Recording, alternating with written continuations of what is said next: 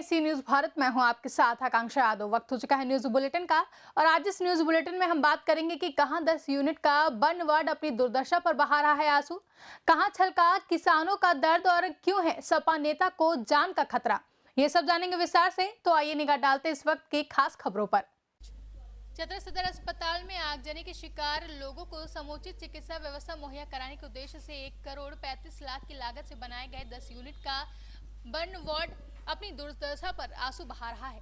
हालात ऐसे हैं कि इस बर्न वार्ड में उपचार के नाम पर बैंडेज व जेली तक नदारत नहीं है, जहां ऐसे में अगर कोई भी बर्न का केस सदर अस्पताल आता है तो व्यवस्था के अभाव में उक्त मरीज की जान या तो तड़प तड़प कर निकल जाएगी या फिर उसे चिकित्सक आंख बंद कर सीधा रेफर कर देंगे।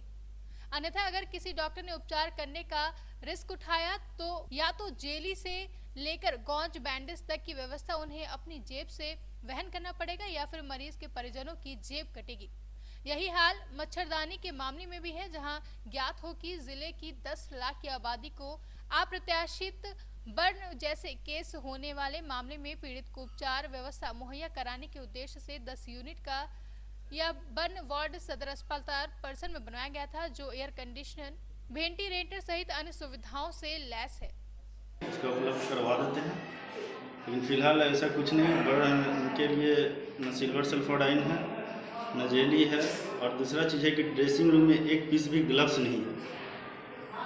ठीक है, कोई भी सामान के लिए हम लोग को बार बार ऑफिस दौड़ना पड़ता है। बर्न में केवल कॉटन बैंडेज का ही और जेली का ज़रूरत नहीं पड़ता है, उसमें लाइफ सेविंग ड्रग्स का ज़रूरत पड़ता है। वो लाइफ सेविंग ड्रग्स हमारे यहाँ अवेलेबिलिटी है। ऐसा गैप हुआ है, यदि गैप हुआ है तो उपाधीक्षक महोदय से और सदर अस्पताल के उपाधीक्षक महोदय से और वहाँ के हॉस्पिटल मैनेजर से इसका जांच कराएंगे, और फिर यदि जो ऐसा इसकी पूर्णावृत्ति नहीं होने दिया जाएगा,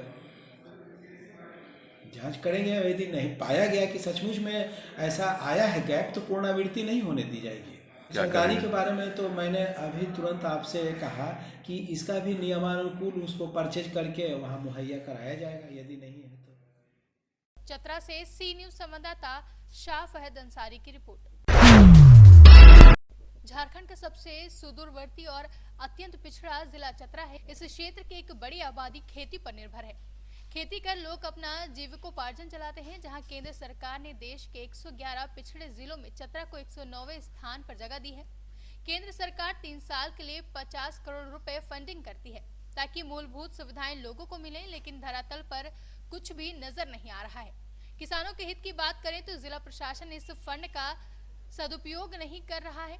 जहां चतरा में हजारों एकड़ जमीन पर सिंचाई की मुकम्मल व्यवस्था नहीं है। किसान अपनी फसल के पटवन के लिए मानत नदी और तालाब पर निर्भर होते हैं, जहां तालाब और नदी का पानी सूखने के कारण फसल को पानी नहीं मिल पाता है, जिसका सीधा असर फसल पर पड़ता है। वहीं फसल की पैदावार में 3 से 4 बार पटवन जरूरी होती है, जहां किसानों का कहना है कि बोरिंग की व्यवस्था नहीं रहने पर पटवन में 15 दिनों की जगह पर 1 महीने से ज्यादा दिन का समय लग जाता है, जिससे फसल बर्बाद हो जाती है और भारी नुकसान झेलना पड़ता है।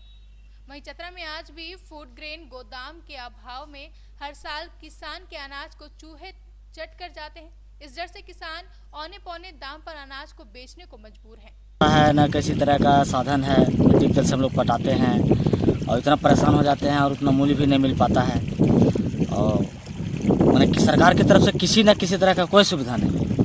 फसल रखने का सुविधा है न, धानों वगैरह जैसे किए हैं तो उसको न बेचने के लिए एकदम कुड़क भाव में जो से ले रहा है लोग। किसी तरह का कोई साधन नहीं है। क्या मांग करते हैं? मांग करते हैं सिंचाई का। सबसे पहले सिंचाई को कुआं वगैरह हो गया या नाला वगैरह हो गया। नदी है यहाँ लेकिन व्यवस्था नहीं है होने का। ये सब चीज़ होना चाहिए सरकार के द्वारा। किसानों के लिए कोई सुविधा नहीं है। पटवन करने के लिए इतना दिक्कत हो रही है कि जो मिट्टी के तेल 60-70 रुपये लेना पड़ रहा है, और हम लोग का फसल को रखने के लिए जगह नहीं है। जहाँ तहाँ रख देते हैं, सड़ जाता है। और चतरा जिला में किसी तरह से कोई व्यवस्था नहीं है। सरकार बोलती है कि बोल नहीं सो हम लोग को किसानों का सब सुविधा देंगे, लेकिन कोई सुविधा नहीं सरकार दे रही है। और वोट लेने के समय कहते हैं, वादे करते हैं कि सब कुछ कर देंगे किसान के लिए सुविधा, लेकिन कोई सुविधा नहीं होती है। हम क्या करें, मतलब मर जाए किसान। किसान के लिए मतलब इतना तरह का दिक्कत है। महंगाई तो वैसे ही है, बीजा के दाम वैसे ही मतलब 60-70 रुपये 65 रुपये किलो गेहूँ लेकर के लगाया है, लेकिन सिंचाई का साधन नहीं है। ऊपर वाले के भरोसे रहता है आदमी। चतरा जिला में राज्य सरकार के संकल्प के आधार पे एफसीआई के द्वारा अधिप्राप्ति इस साल की जाएगी, जिसके अंतर्गत 12 सेंटर्स खोले जाएंगे। एफसीआई के चयन प्रक्रिया में थोड़ा विलंब हुआ है, लेकिन मंडे से हमारे यहाँ 4 सेंटर्स इस ज़िले में खुल जाएंगे और उस सप्ताह भर में कुल 8 से 10 सेंटर्स हमारे शुरू हो जाएंगे और पूरी प्रणाली जो है वो अगले सप्ताह से मंडे से अधिप्राप्ति की कार्रवाई जो है वो शुरू हो जाएगी। चतरा से सी न्यूज संवाददाता शाह फहद अंसारी की रिपोर्ट। प्रयागराज के उतराव थाना क्षेत्र के याकूबपुर गांव निवासी सपा नेता को दस्यू ददुआ के परिवार वालों से जान का खतरा बना हुआ है, जहां शासन से गुहार के बावजूद सपा नेता को सुरक्षा मुहैया नहीं हो सकी है। वहीं याकूबपुर महुआ कोठी बाजार निवासी प्रमोद सिंह पटेल विगत लोकसभा चुनाव प्रतापगढ़ लोकसभा सीट से सपा प्रत्याशी के रूप में लड़ चुके हैं, जहां सपा नेता प्रमोद सिंह पटेल ने धोखाधड़ी कूट रचनाकार 35 लाख रुपए हड़पने के मामले में दस्यू सरगना ददुआ के भाई बाल कुमार पटेल और बेटे वीर सिंह भतीजे राम सिंह पटेल के खिलाफ उतराव थाने में विभिन्न धाराओं में केस दर्ज कराया था, लेकिन केस दर्ज कराने के बाद से ही सपा नेता को जान का खतरा बना हुआ है। तभी से शासन से गुहार लगाई, परंतु आज तक सपा नेता को सुरक्षा नहीं मिल सकी और सपा नेता का आरोप है कि केस दर्ज होने के बाद गाजीपुर में तैनात दस्यू ददुआ का एक रिश्तेदार दरोगा उन पर सुलह समझौता के दबाव बनाने में असफल होने पर फर्जी केस भी लिख दिया है, जहां इस संबंध में प्रमोद सिंह पटेल ने मुख्यमंत्री को पत्र देकर जान की सुरक्षा की गुहार लगाते हुए सुरक्षा बल की मांग की है। आपका प्रमोद कुमार सिंह पटेल, कौन सा गांव है? ग्राम याकूबपुर, पोस्ट महुआ, पोस्ट जलाल कस्बा, थाना उतराव, जनपद प्रयागराज। क्या समस्या है आपकी? मिर्जापुर से सांसद बाल कुमार पटेल ददुआ के भाई, उन्होंने हमसे जालसाजी करके पैसा लिया था। कब लिए थे? 2012 में। कितना पैसा? पैसा था 32 लाख रुपया। उसके बाद 32 लाख लिया और रोज हीला हवाली करते नहीं माने, तब हमने मुकदमा लिखाया उनके खिलाफ 2018 में। उतराव थाने में मुकदमा दर्ज हुआ और वो जांच जो है ट्रांसफ़र हुई क्राइम ब्रांच को। क्राइम ब्रांच से उन्होंने प्रभाव दे करके वो ट्रांसफ़र करा दिया सरायमरेज में ट्रांसफ़र करा दिया हंडिया से फिर उतराव में चली आई। 2018 का मुकदमा दर्ज है। मैंने शासन से कहा कि वो 10 सरगना ददुआ का भाई है और मेरी सुरक्षा की जाए। अमित मिश्रा यशो, तत्कालीन यशो ने एक सिपाही लगा रखा था, लेकिन आज तक कोई सिपाही नहीं है। और सीओ हंडिया ने लिखा कि नियमानुसार जाके एसएसपी कार्यालय से सुरक्षा व्यवस्था उपलब्ध है, आपकी उपलब्ध ले लें, लेकिन मैं दौड़ता रह गया, कोई सुरक्षा व्यवस्था नहीं मिली। इसी क्रम में बाल कुमार के रिश्तेदार और हमारे भी रिश्तेदार हैं राम बाबू पटेल, जो कि क्राइम ब्रांच में गाजीपुर में पोस्टिंग है। उन्होंने एक फर्जी तौर पे मेरे ऊपर मुकदमा लिखा दिया। सुलह का दबाव बना रहे थे।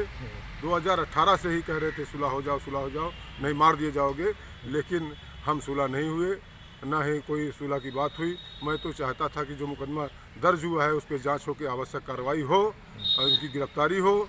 ऐसे लोग समाज को तोड़ने का काम कर रहे हैं, ऐसे लोगों के खिलाफ सख्त कार्रवाई होनी चाहिए। आपको अभी तक सुरक्षा नहीं मिली, खतरा बना है बना हुआ है।